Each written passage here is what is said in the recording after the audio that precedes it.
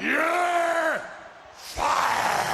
Mustafa Ali requesting his WWE release on social media has been a trending topic of discussion among wrestling fans. He certainly isn't the only WWE talent to ask for a release from the company in recent times, owing to creative differences. I'm Jeremy, and here are 5 WWE superstars who have requested their release. Number 5, Mike Bennett. Mike Bennett, formerly known as Mike Kanellis, joined WWE in April of 2017 and made his debut a few months later at the Money in the Bank pay-per-view alongside his wife Maria. Over the next 2 years, Bennett kind of struggled to solidify his position in the roster. Nevertheless, Mike and Maria Bennett signed a new 5-year deal in June of 2019, but just 4 months after signing the new contract, he surprisingly announced via Twitter that he had requested his release. Quote, "I no longer want my daughter to consistently see me come home defeated, sad, and angry," unquote, he wrote. Despite this, the company turned down Bennett's request, and the former 24/7 champion continued to work in WWE until April of 2020, when both Mike and Maria were among the several releases due to budget cuts. Number 4, Shawn Spears. Shawn Spears, formerly known as Ty Dillinger, first joined the WWE in 2006. After a few TV appearances here and there, and mostly spending time in the developmental territories, WWE released him in 2009. Spears re-signed with the WWE in 2013 and quickly became one of the most popular talents of the black and gold brand. Although everyone expected him to be a superstar on the main roster, it didn't work out that way. After 2 non-significant years on Raw and SmackDown, Spears requested his release from WWE in 2019. He wrote on Twitter, quote, "I feel at this time this decision, as extremely difficult as it was, is what is best for myself and WWE," unquote. 3 days later, the company granted Spears his release. Later that same year, he became one of the initial signings of AEW as he officially joined the company in June of 2019. Since then, Shawn has been an integral part of AEW programming, but yet to get his hands on championship gold. Number 3, Rusev. Former 3-time United States champion Rusev was a force to be reckoned with in WWE. Despite that, he was barely featured at the top of the card in the promotion. In 2018, just before WrestleMania 34, Rusev reportedly expressed unhappiness with his direction on the SmackDown brand. PW Insider's Mike Johnson revealed that the Bulgarian Brute was pushing for a release heading up to the event, although no official statement was revealed by Rusev. There wasn't any significant improvement in WWE's booking of Rusev even after such rumors, and he would remain part of the company until April 15th of 2020, when he was one of the talents released due to budget cuts. After leaving WWE, Rusev joined AEW in September of that year under the new ring name Miro. He eventually became AEW TNT champion. Let's hope he finally wins the world title in All Elite Wrestling. Number 2,